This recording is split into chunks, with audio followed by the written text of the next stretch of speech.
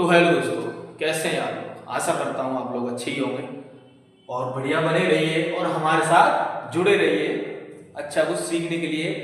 आज हम स्टार्ट कराते हैं प्रेजेंट इंडेफिनिट के टेंस, यानी प्रेजेंट इंडेफिनिट क्या होता है, कैसे कार्य करता है, इसमें क्या क्या होता है, इन सब के बारे में आपको बेसिक से एडवांस तक बताएंगे। ठीक है ना दोस्तों, तो जुड़े रहिए हमारे साथ और देखते रहिए। सबसे पहले हम बात करते हैं पहचान के बारे में। प्रेजेंट इंडेफिनिट की पहचान क्या होती है। जाहिर सी बात है, प्रेजेंट इंडेफिनिट की पहचान जब भी हम बात करते हैं तो बाकी के अंत में हम पाते हैं कि ता है, ती है, ते है इत्यादि शब्द आते हैं। यानी बाकी के अंत में ता है, ती है, ते है इत्यादि शब्द आएंगे। ऐसे शब्द आएंगे तो हम बाकी को प्रेजेंट इंडेफिनिट में बनाते हैं। ठीक है ना दोस्तों, तो सबसे पहले हम बात करते हैं, इसमें हमारे कुछ रूल्स होते हैं। रूल्स यानी क्या हमें लागू करना है, क्या नहीं करना है, वर्ब के साथ क्या लगाना है, सिंगुलर के साथ क्या लगाना है, प्लूरल के साथ क्या लगाना है। तो आज हम उनके बारे में बात करते हैं। ठीक है ना दोस्तों, तो देखिए सबसे पहले हम बात करते हैं हमारा जो अफर्मेटिव होता है, अफर्मेटिव यानी सकारात्मक वाक्य, यानी अफर्मेटिव सेंटेंस जो होता है हमारा, उसकी बात करते हैं सबसे पहले। तो उसका जो हमारा फॉर्मूला होता है, हमारा फॉर्मूला जो होता है, सब्जेक्ट आएगा प्लस के वर्ब आएगा प्लस के ऑब्जेक्ट आएगा। ठीक है ना दोस्तों, लेकिन इसकी जो वर्ब में ईएस का प्रयोग हम करते हैं, और ईएस का प्रयोग कब करेंगे और एस का प्रयोग कब करते हैं और ईएस का प्रयोग कब नहीं करते हैं। जब भी हमारा जो सेंटेंस है, यानी जो हमारा सेंटेंस में करता है, वह अगर हमारा सिंगुलर होता है, यानी सिंगुलर होता है, तो हम वर्ब के फर्स्ट फॉर्म में एस या ईएस का प्रयोग करते हैं, एस या ईएस का प्रयोग करते हैं। ठीक है दोस्तों, लेकिन अगर हमारा जो सब्जेक्ट है प्लूरल है, यानी प्लूरल है, तो हम एस या ईएस का प्रयोग नहीं करेंगे, बिल्कुल भी नहीं करेंगे। तो देखिए एग्जांपल के माध्यम से समझने का प्रयास करते हैं आज हम। तो देखिए जैसे कि मैंने बोला वह खाना खाता है, वह खाना खाता है।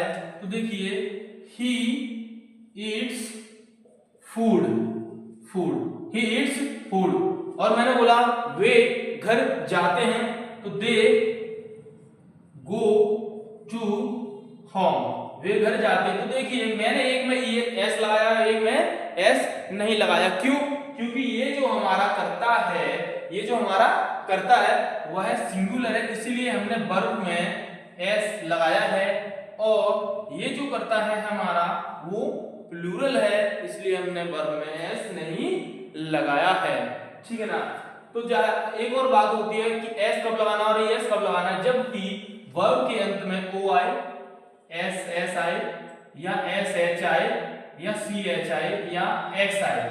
ठीक है ना, तो हम ईएस का प्रयोग करते हैं और बाकी अन्य के साथ एस का प्रयोग करते हैं। लेकिन करेंगे जब करता हमारा सिंगुलर ही होना चाहिए। ठीक है ना दोस्तों, और भी एग्जांपल हम ले लेते हैं। जैसे कि मैंने बोला वह खाना पकाती है, तो वह यानी सिंगुलर, लड़की की बात हो रही है यानी सिंगुलर है, तो सिंगुलर के लगाएंगे कि सी, पकाना क्या होती है, कुक होती है, तो सी कुक्स फूड। ठीक है दोस्तों, मैंने बोला मैं कक्षा में पढ़ता हूं, तो आई रीड्स इन द क्लास, ऐसे होगा नहीं होगा, क्योंकि मैं इसमें आई जो है हमारा बहुवचन का कार्य यानी प्लूरल का कार्य करती है, इसलिए हम उसमें एस नहीं लगाएंगे। यानी आएगा ये वाक्य जो बनेगा हमारा आई रीड या study in the class, class. ठीक है ना, क्या आएगा, आई रीड या I study in the class. ठीक है ना, समझ में आ रहा है। तो देखिए अभी इसी के आगे एक स्टेप आगे बढ़ते हैं, हम बात कर लेते हैं नेगेटिव के बारे में कि नेगेटिव हमारा अगर इसमें नहीं आ जाए तो कैसे कार्य करता है। ठीक है ना दोस्तों, तो देखते हैं हम नेगेटिव के बारे में बात कर लेते हैं। जब इसमें नहीं आए, यानी नहीं आए तो क्या होगा, जब इसमें नहीं आएगा तो होगा ये कि इसमें जो हमारी सहायक क्रियाएं हैं वो कार्य करने लग जाती हैं। हम सिंगुलर के साथ में डज नॉट तथा प्लूरल के साथ में डू नॉट का प्रयोग करते हैं। यानी जब अगर हमारा कर्ता जो है सिंगुलर है तो हम डज नॉट का प्रयोग करेंगे, लेकिन अगर हमारा जो कर्ता है वो प्लूरल है तो हम डू नॉट का प्रयोग करेंगे। ठीक है दोस्तों, तो देखिए हम इसका फॉर्मूला बना लेते हैं। फॉर्मूला होगा हमारा, सब्जेक्ट तो होना ही है हर एक में, ये होगा डज नॉट या do not plus verb plus के ऑब्जेक्ट। ठीक है ना दोस्तों, लेकिन अब यहाँ क्या है कि इसमें एक वचन कर्ता भी अगर आता है हमारा, यानी सब्जेक्ट सिंगुलर होता है, तब हम वर्ब में एस एस का प्रयोग नहीं करेंगे क्योंकि वाक्य नेगेटिव हो चुका है। तो देखिए एग्जाम्पल के माध्यम से समझने का प्रयास करते हैं। मैंने बोला वे मंदिर में पूजा नहीं करते हैं। तो वे मंदिर में पूजा नहीं करते हैं, यानी ये हमारा प्लूरल है, तो जाहिर सी बात है हम इसके साथ में डू नॉट का प्रयोग करेंगे। दे डू नॉट, अब पूजा करना की होती है हमारी वर्शिप, तो वर्शिप कहां पर, मंदिर में, तो इन द टेम्पल।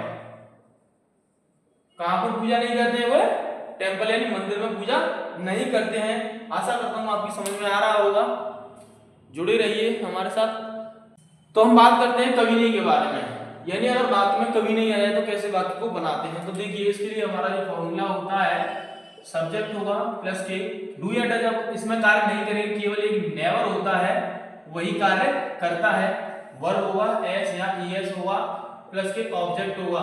ठीक है ना, एस ईएस कब लगाएंगे, जब सब्जेक्ट हमारा सिंगुलर होगा तब हम एस ईएस का प्रयोग करेंगे। जैसे कि मैंने बोला वह सड़क पर कभी नहीं घूमता है, वह सड़क पर कभी नहीं घूमता है। तो देखिए इसको हम बनाएंगे, ये हमारा है जो सिंगुलर है यानी ही। अब हमारा कभी नहीं की हमने बताया था नेवर लगाएंगे, तो नेवर। अब घूमना की होती है वॉक, लेकिन क्या है हमारा सब्जेक्ट सिंगुलर होने के कारण हम वर्ब में एस एस का प्रयोग कर देंगे, तो यहाँ एस का प्रयोग कर देंगे, ही नेवर वॉक्स। अब कहां पर नहीं घूम रहा है वो, सड़क पर, ऑन द रोड। ठीक है ना दोस्तों, समझ में आया कि हम जब हम कभी नहीं वाक्य में आ जाए हमारे में, तो हम नेवर के साथ में, सिंगुलर सब्जेक्ट के साथ में और ईएस का प्रयोग कर देते हैं। ठीक है ना, इसके आगे हम बात कर लेते हैं इंटरोगेटिव के बारे में कि हमारे इंटरोगेटिव कौन कौन से होते हैं और क्या क्या होते हैं और ये कितने प्रकार के होते हैं। ठीक है ना, तो हम बात करते हैं फर्स्ट इंटरोगेटिव के बारे में। फर्स्ट इंटरोगेटिव के बारे में, जब प्रश्नवाचक शब्द क्या वाक्य के शुरू में आए, या जब वाक्य जो है हमारा प्रश्नवाचक शब्द क्या से शुरू हो, तो हमारी सहायक क्रिया यानी डू या डज बाहर निकल आती है। या कहने का तात्पर्य यह है कि डू या डज से वाक्य प्रारंभ होगा। इसके लिए हमारा फॉर्मूला होता है डू या डज प्लस सब्जेक्ट प्लस के नॉट प्लस वर्ब प्लस के ऑब्जेक्ट और क्वेश्चन मार्क। हमें विशेषकर ध्यान ये रखना है कि वाक्य के अंत में हमेशा क्वेश्चन मार्क लगाना ही है। ठीक है ना दोस्तों, क्वेश्चन मार्क लगाना ही है। जैसे मैंने बोला इसमें हमने लगाया है नॉट, नॉट क्यों लगाया है, अगर वाक्य में नॉट आता है तो लगाइए और नहीं आता है तो नहीं लगाइए। ठीक है ना, जैसे मैंने बोला मैं खाना, सॉरी क्या से स्टार्ट होगा हमारा जो वाक्य है, क्या से स्टार्ट होगा, क्या राधा अपना स्कूल का कार्य करती है, ठीक है ना, क्या राधा अपना स्कूल का कार्य करती है। तो देखिए राधा जो है हमारी सिंगुलर है, इसलिए हम डज बाहर निकाल लेंगे और राधा जो है हमारा एक सब्जेक्ट है। ठीक है ना, अब क्या है, अब हम स्कूल का कार्य करना, ये हमारा एक पॉजेसिव एडजेक्टिव प्लस के नाउन का कार्य कर रहा है, स्कूल का कार्य जो है। लेकिन यहाँ करना जो है हमारी एक वर्ब है, क्योंकि हमने देखा है फॉर्मूले में सब्जेक्ट के बाद हमेशा वर्ब ही लेते हैं। इसमें नहीं आया है, तो इसमें नॉट का प्रयोग नहीं करेंगे। तो वर्ब जो है हमारी डू हो जाएगी, क्योंकि करना की डू होती है, लेकिन ये है हमारा पजेसिव एडजेक्टिव प्लस के नाउन। तो लड़की के लिए जो है हमारा अकॉर्डिंग टू द सब्जेक्ट, यानी लड़की है तो हर लगाएंगे, हर स्कूल, स्कूल्स वर्क, क्योंकि स्कूल का कार्य, स्कूल्स वर्क। ठीक है ना दोस्तों, क्वेश्चन मार्क, ये क्वेश्चन मार्क जो है हमें ऐसे ही लगाना है, क्योंकि अगर ये नहीं होगा तो एग्जामिनर जो है आपका सेंटेंस जो है वाक्य को गलत कर देगा। एक और एग्जांपल ले लेते हैं, जैसे कि क्या तुम मुझे नहीं जानते हो, क्या तुम मुझे नहीं जानते हो क्या। तो देखिए पहले सबसे पहले हम सब्जेक्ट देखते हैं, सब्जेक्ट हमारा कैसा है, सिंगुलर है या प्लूरल है। तो जो है हमारा सब्जेक्ट क्या है, प्लूरल है, इसलिए हम डू बाहर निकाल देंगे, डू यू।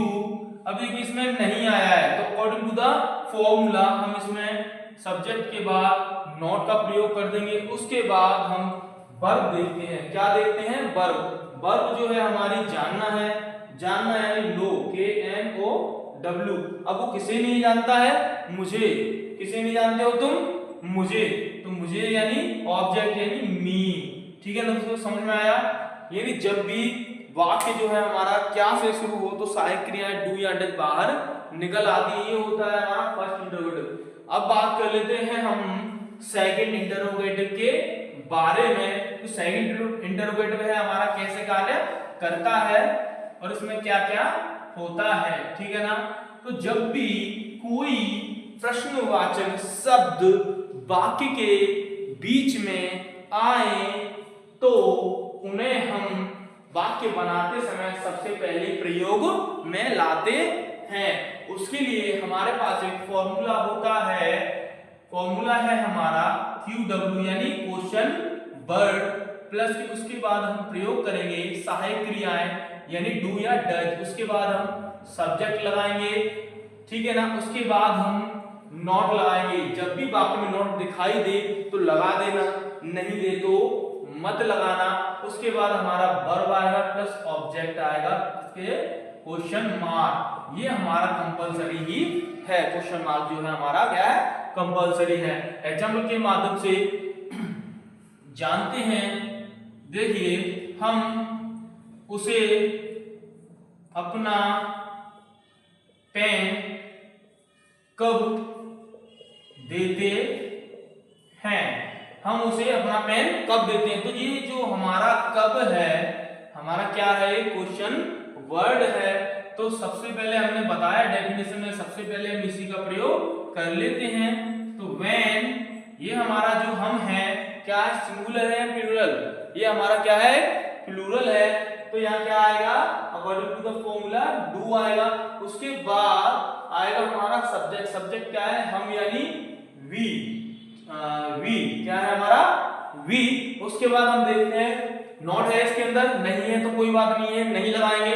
लेकिन अब देखते हैं हम क्या, वर्ब देखते हैं। तो वर्ब क्या है इसमें, हम अपना देना यानी देना यानी गिव, गिव।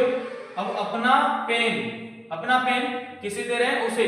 तो उसके बाद हम लगाएंगे ऑब्जेक्ट को, किसे दे रहे हैं, उसे, उसे मतलब हिम। डिफाइन नहीं है जेंडर, इसमें जेंडर डिफाइन नहीं है, तो इसमें हर या हिम कुछ भी आप लगा सकते हैं। और क्या दे रहे हैं, अपना पेन। तो according to the subject possessive adjective आएगा हमारा अवर पेन, अवर पेन। क्या दे रहे हैं, हम उसे अपना पेन दे रहे हैं, ठीक है ना। तो समझ में आया। इसी प्रकार हम बात कर लेते हैं थर्ड इंटरोगेटिव के बारे में। थर्ड इंटरोगेटिव कौन सा होता है हमारा, कौन वाला। जब वाक्य कौन से स्टार्ट हो, जैसे कि कौन खाता है, कौन जाता है, कौन नहीं जाता है, कौन कभी नहीं पढ़ता है, इस प्रकार के हमारे वाक्य इसमें देखने को मिलेंगे यानी थर्ड में। तो इसके भी तीन जो है हमारे फॉर्मूले बनते हैं। सबसे पहला जो है हमारा हु आएगा प्लस के वर्ब आएगा प्लस के ऑब्जेक्ट आएगा। लेकिन जो हमारा हु है वह एक वचन यानी सिंगुलर कर्ता की तरह कार्य करता है, तो इसमें हम एस या ईएस का प्रयोग कर देते हैं। देखिए और इसका सेकंड फॉर्मूला जो होता है हमारा, इसमें अगर नहीं आए तो कैसा बनेगा फॉर्मूला जो है हमारा हु प्लस के does not plus verb plus के ऑब्जेक्ट। मैंने आपको कई बार बताया है जब भी वाक्य में नॉट आएगा तो हम एस या एस का प्रयोग नहीं करेंगे सिंगुलर कर्ता के साथ में भी। इसका थर्ड जो है अगर इसमें कभी नहीं आ जाए तो कैसे वाक्य कार्य करेगा, तो देखिए हु प्लस नेवर प्लस के वर्ब में एस या ईएस प्लस के ऑब्जेक्ट, ठीक है ना, क्वेश्चन मार्क। तो मैंने बोला अभी थोड़ी देर पहले ही बताया नेगेटिव में जब भी नेवर आए तो एक वचन करता है उसके साथ में वर्ब में एस ईएस का प्रयोग करेंगे, हम डेफिनेटली करते हैं। तो एग्जांपल के माध्यम से समझते हैं। जैसे मैंने बोला कौन जाता है, तो कौन जाता है, तो हु गोज, ठीक है ना। मैंने यही बोला कौन नहीं जाता है, कौन नहीं जाता है, तो हु डज नॉट गो, ठीक है ना, हु डज नॉट गो, कौन नहीं जाता है। मैंने बोला कौन कभी नहीं पढ़ता है, तो कौन कभी नहीं पढ़ता है, तो हु नेवर रीड्स, ठीक है ना, समझ में आया दोस्तों। यानी जब भी जो कौन है अकेला आया हुआ है सिंगुलर की तरह कार्य करेगा, ठीक है ना, और जो कौन वाले वाक्य में नहीं आए तो जब नहीं आए तो डज नॉट का प्रयोग करते हैं और वर्ब में ऐसे इसका प्रयोग नहीं करते, और वाक्य में नेवर आए तो ये जो है हमारा कौन जो है सिंगुलर कर्ता की तरह कार्य तो करता ही है, लेकिन वर्ब में ऐसे इसका प्रयोग भी करते हैं। एग्जांपल आपके सामने लिखे हुए हैं, ठीक है ना। उसके अलावा हमारा एक और होता है मोस्ट इंपोर्टेंट है, लास्ट वाला है जो फोर्थ इंटरोगेटिव के नाम से हम उसे जानते हैं। तो देखिए मैं आपको बताने वाला हूं फोर्थ इंटरोगेटिव। जैसे मैंने बोला कौन सा, कौन सी, किसका, किसकी, कितना, कितनी, ये सब हमारे जो है इंटरोगेटिव होते हैं। जैसे पर इनके साथ में जो है किसी के साथ में नाउन आएगा, किसी के साथ में प्रीपोजिशन भी आती है। तो मैं आपको अकॉर्डिंग टू द फॉर्मूले के माध्यम से समझाने का प्रयास करूंगा। जैसे कि हाउ मच, हाउ मैनी, ये होगा, एक होगा हमारा हुज या हुम, एक होगा हमारा बिच, ठीक है ना। इन सब के साथ में नाउन आ सकता है, नाउन आ सकता है, क्या आता ही है ज्यादातर, और सहायक क्रिया हमारी डू या डज कार्य करेंगी, प्लस इसके बाद में सब्जेक्ट प्लस के verb that that that question mark, यानी ये अदर वर्ड में कुछ भी आ सकता है, हमारा अदर वर्ड में कुछ भी आ सकता है। कभी कभी अगर इनके साथ में प्रीपोजिशन आती है तो वह सबसे पहले कार्य करेगी। मैं एग्जांपल के माध्यम से आप सबको बता दूंगा कि कौन सा कार्य कैसे हुआ। तो देख लेते हैं थोड़ा सा कि हाउ मच का प्रयोग करते हैं जब भी वस्तु अनकाउंटेबल, कोई भी चीज हो अनकाउंटेबल यानी गिनी ना जा सके तो हम हाउ मच का प्रयोग करते हैं। लेकिन जब भी कोई वस्तु गिनी जा सके तो हम हाउ मेनी का प्रयोग करते हैं, हुज हुम किसका किसकी, और ये जो बिच है हमारा बिच है वह हम करते हैं कौन सी के लिए प्रयोग करते हैं। एग्जांपल के माध्यम से समझने का प्रयास करते हैं। जैसे मैंने बोला वह कितना दूध पीता है, वह कितना दूध पीता है, तो कितना मतलब how much milk does he drink, how much milk does he drink, यानी दूध को हम गिन नहीं सकते हैं, केवल माप सकते हैं। तो मैंने हाउ मच का प्रयोग कर दिया। यही मैं बात करता हूं हाउ मैनी की। मैंने बोला तुम एक दिन में कितने फल खाते हो, तुम एक दिन में कितने फल खाते हो, तो how many fruits do you eat in a day, यानी तुम एक दिन में कितने फल खाते हो। ठीक है ना दोस्तों, समझ में आ रहा है ना। आशा करता हूं मैं आपको प्रयास कर रहा हूं पूरा समझाने का, आप भी थोड़ा कॉन्सेंट्रेट करें और समझने का प्रयास करते रहिए। इसके अलावा हम बात कर लेते हैं whose या whom की और which की। तो देखिए जैसे मैंने बोला वह तुम्हारे साथ घूमता है। नहीं ये गलत हो गया यार, काटना पड़ेगा, दोबारा लेंगे। जैसे मैंने बोला वह किसके साथ घूमता है, वह किसके साथ घूमता है, तो वह किसके साथ घूमता है। तो देखिए ये जो हमारा है किसके, और इसके साथ में एक आ रही है प्रीपोजिशन। जब भी मैंने बताया प्रीपोजिशन आए वाक्य में किसके साथ में, ज्यादातर इसी के साथ में प्रीपोजिशन किसके साथ किसके लिए ऐसे करके आएगी। तो मैंने बताया ये सबसे पहले आ जाएगी, इसमें फिर नाउन का कोई कार्य नहीं रहेगा। तो मैं बोल रहा हूं विद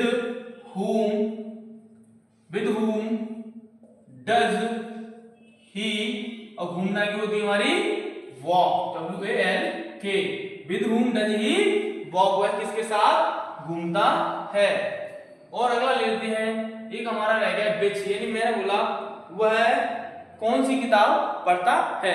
मैंने बोला वह कौन सी किताब पढ़ता है, या तुम कौन सी किताब पढ़ते हो, या वे कौन सी किताब पढ़ते हैं। यानी एक एग्जांपल ले लेते हैं, वे कौन सी किताब पढ़ते हैं। तो which book do they read, वे कौन सी किताब पढ़ते हैं। इसी के माध्यम से, इन फॉर्मूलों के माध्यम से आप कोई सा भी बड़े से बड़ा सेंटेंस आसानी से हल कर सकते हैं। आशा करता हूं आपको समझ में आया होगा। अगर आपको वीडियो अच्छी लगी हो तो प्लीज हमारे चैनल को लाइक कीजिए, सब्सक्राइब कीजिए और बेल आइकन को दबाइए, जिससे कि आने वाला नोटिफिकेशन आपको आसानी से मिलता रहे। मैं आपको ऐसी ही वीडियो देता रहूंगा। आज हमने प्रेजेंट इंडेफिनिट पे बात की दी है, कल हम प्रेजेंट कंटीन्यूअस पे बात करेंगे, फिर परफेक्ट पे, परफेक्ट कंटीन्यूअस पे। इसी प्रकार से मैं आपके सेंटेंस को धीरे धीरे, यानी जितने भी हैं यूजेस हैं, सेंटेंस हैं, उनको आराम से धीरे धीरे कराऊंगा। और आप हमारे चैनल को सब्सक्राइब कर लीजिए। उसके लिए धन्यवाद।